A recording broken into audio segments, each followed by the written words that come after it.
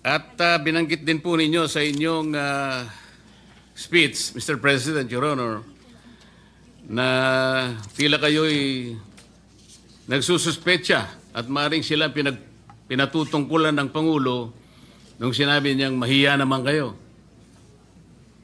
Ano po ang pinagbabatayan niyo rito? Malamang itong sinasabi ng ating Pangulo na pinatutungkulan ng ating Pangulo na mahiya naman kayo. Palagay ko ito po yung mga opisyalis ng DPWH na kasangkot o kasabwat sa pagpapatayo nitong collapsed bridge nito sa Isabela. Siguro po ang mas tamang isipin natin, ilan lang siguro sila sa pinatamaan ng Pangulo.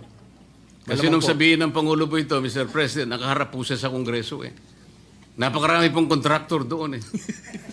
Kayo po nakakaalam nun dahil kayo po nanggaling sa House of Hindi Representatives. po, tinatanong ko po kayo kung kayo isang ayon na maaring mas marami ang pinatutungkulo ng Pangulo. At hindi lamang po bagsakan ng tulay ang pinag-uusapan doon.